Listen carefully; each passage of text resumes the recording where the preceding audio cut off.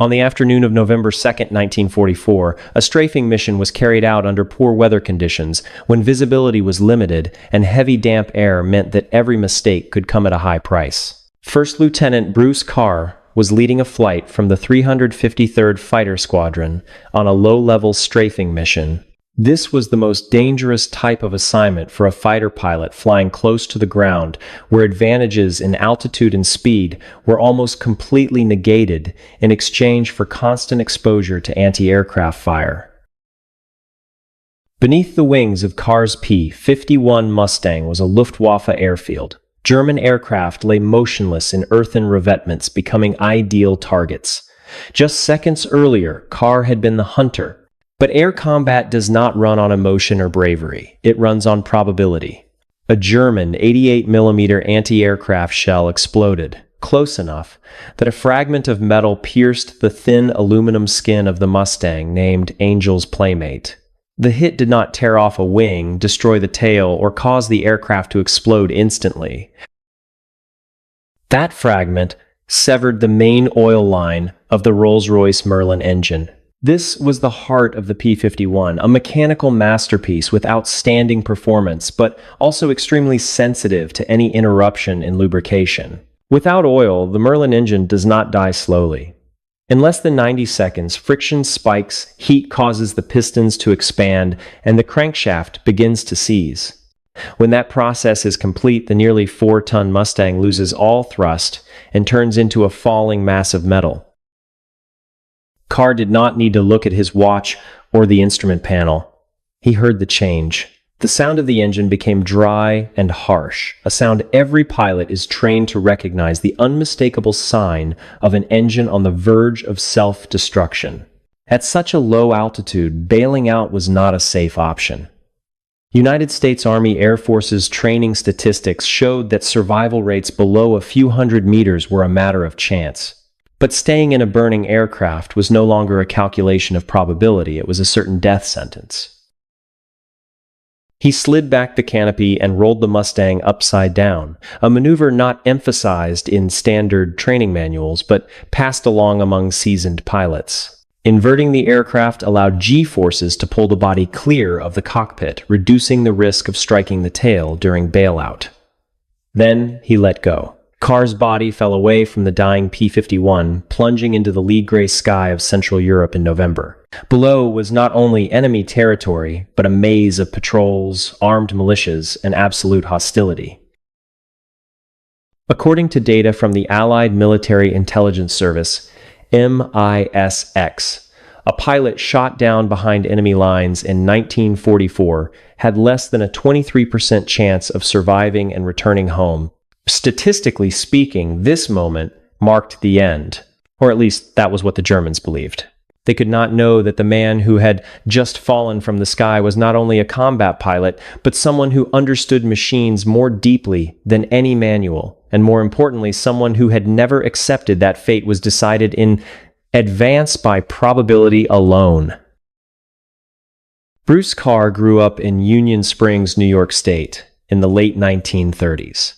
It was a small agricultural town where machinery did not represent modern technology, but was inseparably tied to daily labor. There, people learned to use and repair machines not out of passion, but because without that ability they could not survive. While most American youths of his generation were still living in the last peaceful moments before the war, Bruce Carr, then only 15 years old, entered the world of aviation by a completely unconventional path. He did not learn to fly at a military academy, had no standardized curriculum, and no simulator training. His first teacher was Earl, a local crop dusting pilot. Crop dusting was one of the most dangerous and demanding forms of flying at the time. Pilots had to maintain altitudes of only a few meters above the ground, skimming over fields, while avoiding power lines, trees, and unpredictable obstacles. There was no room for error, and no time for prolonged thought. Every reaction had to be instinctive. This harsh flying environment forged a very specific ability in Carr. He gradually developed an instinct for reading terrain and sensing the condition of an aircraft. Through sound and vibration alone, he could detect subtle changes that many other pilots failed to notice. When he enlisted in 1942, Carr already had approximately 240 flight hours. By the standards of the time, this was a clear advantage. Most American pilots preparing for deployment to Europe then had only about 200 hours, mostly under safe training conditions. Carr entered the war with more real-world experience, despite his young age. After being assigned to the 353rd Fighter Squadron, he became familiar with the P-51D Mustang. It was a fast aircraft with long range performing at its best at high altitude. However, the Mustang was not forgiving. Its liquid-cooled V12 engine demanded precise handling. A single small mistake could lead to serious mechanical trouble. Carr's primary opponent in the skies over Europe, the German Focke-Wulf 190, represented a completely different design philosophy. If the Mustang was like a slender, sharp, and refined sword, the FW-190 was a sledgehammer, heavy, rugged, and difficult to destroy. The air-cooled BMW 801 radial engine of the FW-190 allowed it to absorb heavy damage and still remain flyable. This design reflected German engineering thinking, prioritizing the survivability of the machine in a harsh combat environment, even if that increased operational complexity. Carr did not only learn how to fight German aircraft in the air. He spent hours studying intelligence reports, technical diagrams, and the accounts of other pilots. His goal was not to memorize weaknesses to shoot the enemy down, but to understand how those machines worked, from cooling airflow and fuel systems to the design philosophy hidden behind every component. To Carr, machines had no nationality. They obeyed only the laws of physics. And physics, as he understood it, does not lie, does not take sides, and does not care about the flag painted on an aircraft's wings. It was this mindset, shaped by farmland, by low-level flight, and by technical curiosity, that prepared Carr to face the 4 days of survival ahead. When all manuals became meaningless, the only thing left to rely on was a genuine understanding of how the world actually worked. After touching down by parachute, Bruce Carr was immediately confronted with the harsh reality of ground warfare. A badly twisted ankle made every step agonizing. He had no food, no drinking water, and most critically, he was deep inside territory where thousands of German soldiers had been ordered to comb every meter of land in search of downed Allied pilots.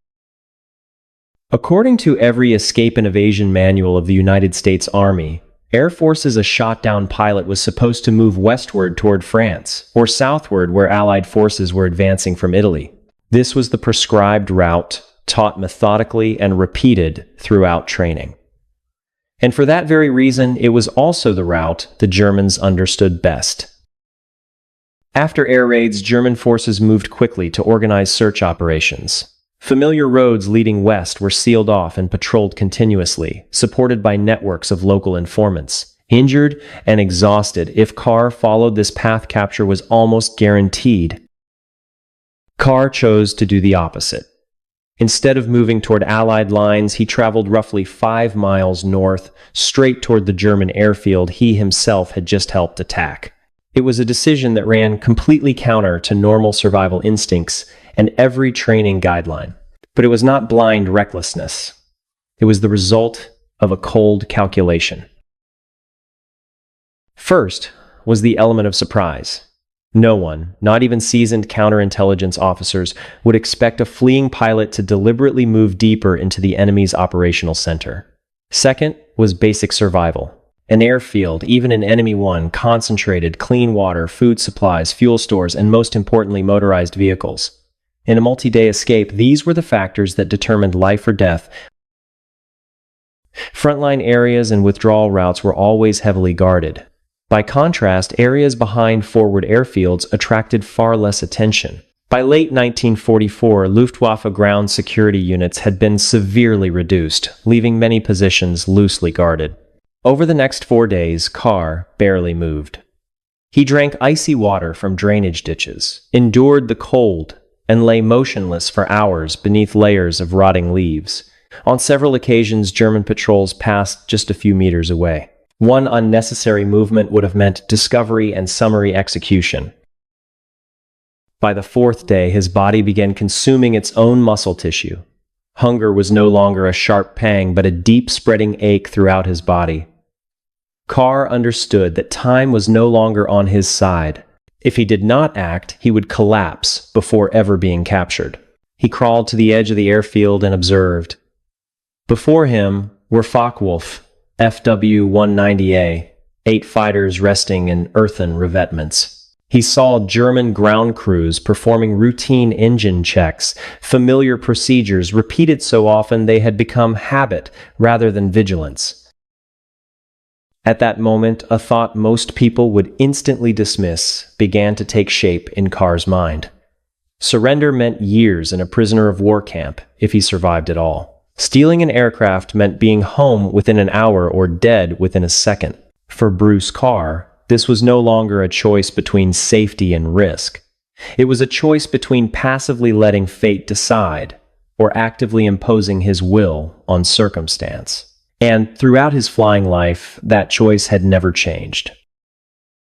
3 a.m. on November 6, 1944. The German airfield was submerged in thick fog, cold and damp. Weak yellow light from the hangars reflected dimly off the muddy ground. Taking advantage of the guard shift, changed the moment when discipline was most likely to slip. Bruce Carr quietly approached the barbed wire fence and crawled through a gap just wide enough for an injured man.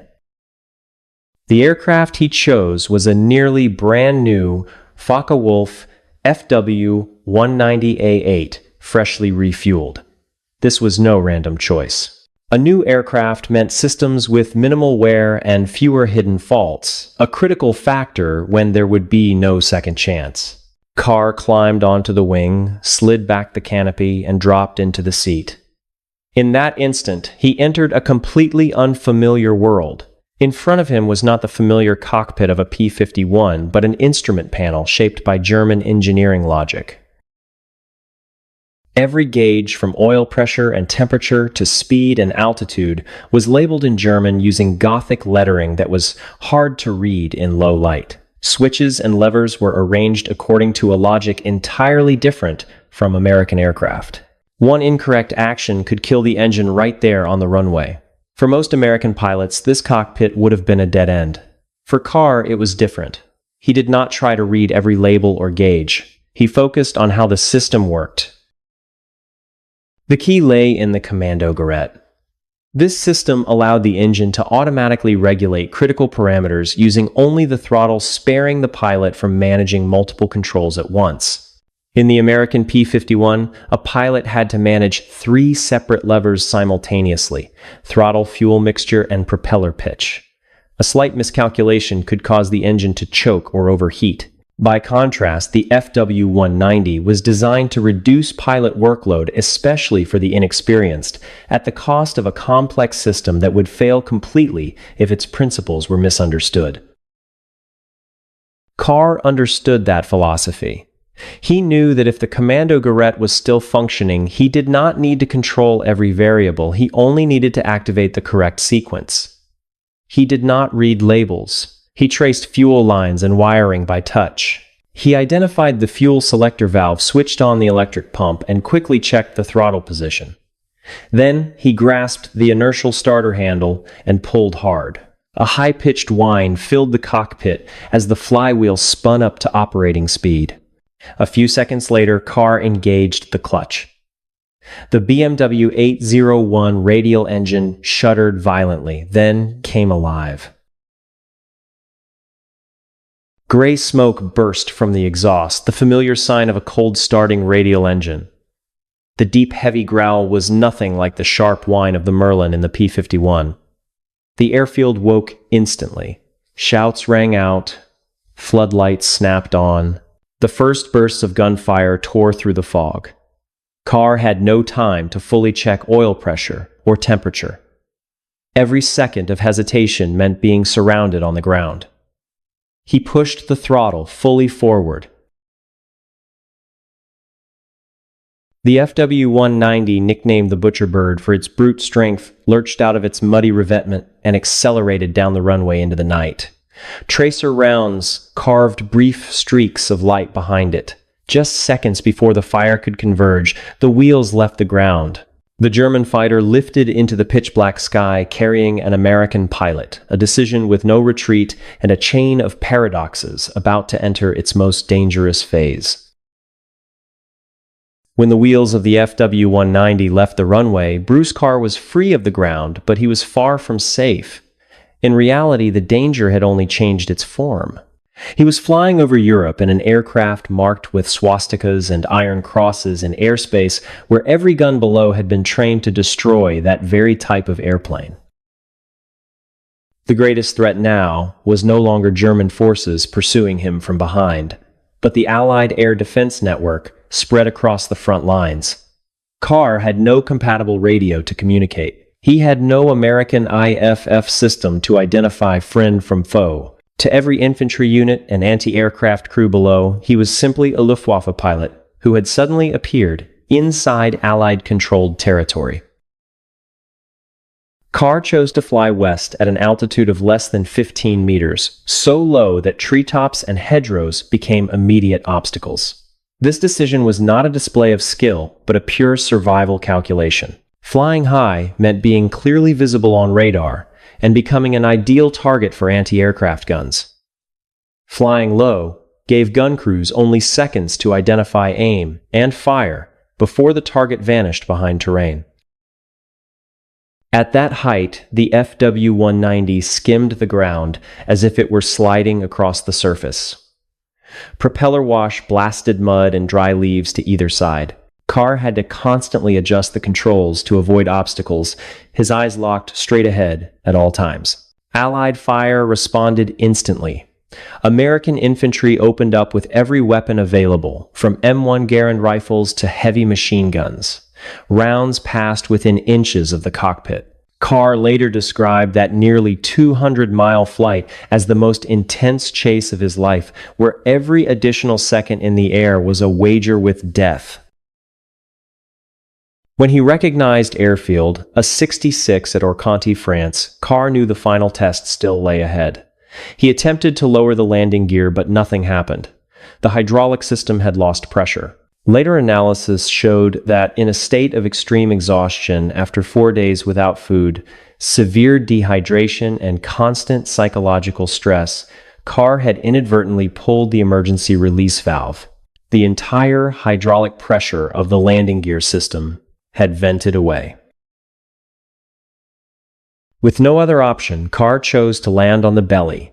He shut down the engine to reduce the risk of fire, held the wings as level as possible, and let the FW-190 slide across the grass of the Allied airfield. American soldiers were expecting a defiant German pilot to step out with his hands raised. Instead, a bearded, emaciated man in torn American flight gear staggered down and shouted in a hoarse, hunger-ravaged voice, "Are you blind? I'm Bruce Carr. Now get me something to eat before I collapse right here." Carr's return was not merely a rare survival story. The nearly intact FW-190A8 he brought back became an invaluable intelligence asset. American engineers quickly dismantled it piece by piece to better understand the German fighter's design, philosophy, strengths, and ultimate limits in the late stage of the war. But for Carr, this was not the end.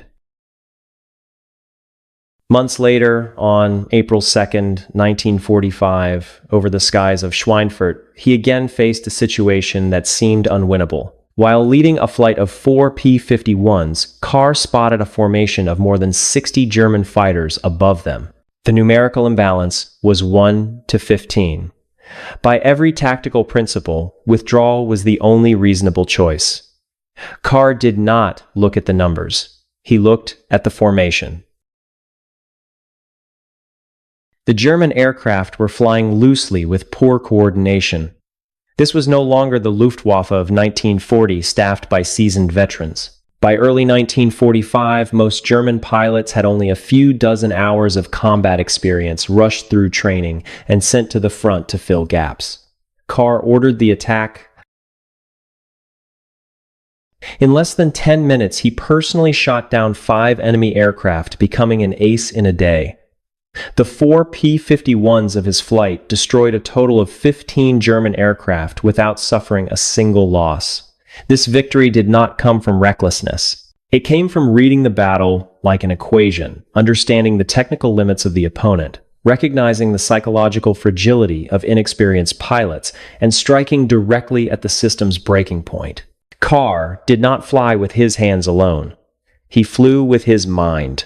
He did not fight numbers, but efficiency. And in the final phase of the war, that was the decisive advantage. Bruce Carr continued to fight through Korea and Vietnam. In total, he flew 515 combat missions, a number reached by very few pilots in human history. From the Merlin propeller of the P-51 to the jet engines of the F-86 and the Super Sabre car held to a single philosophy: never accept the choices laid out in advance. In 1997, 1 year before his death, Colonel Bruce Carr made his final flight in a P-51. When asked what his secret was, he replied simply, "I always wanted to know what the airplane could do and what I could do." It turned out that both of us could do far more than people said. Bruce Carr's story is not just about stealing an airplane. It is about the victory of individual intelligence over systems. In the most desperate situations, precise technical knowledge and the initiative to think differently are humanity's most powerful weapons. He may have been forgotten in general history textbooks, but in the world of aviation and military technology enthusiasts, Bruce Carr remains forever a symbol of a mindset that never gives up. Thank you for staying with us through this long documentary episode about Bruce Carr. If you found these insights into aviation, engineering, and military tactics useful, please leave a like and subscribe to support the channel. Do you think that if you were Bruce Carr, you would dare to step into the cockpit of that FW-190? Share your thoughts in the comments below. See you in the next episodes.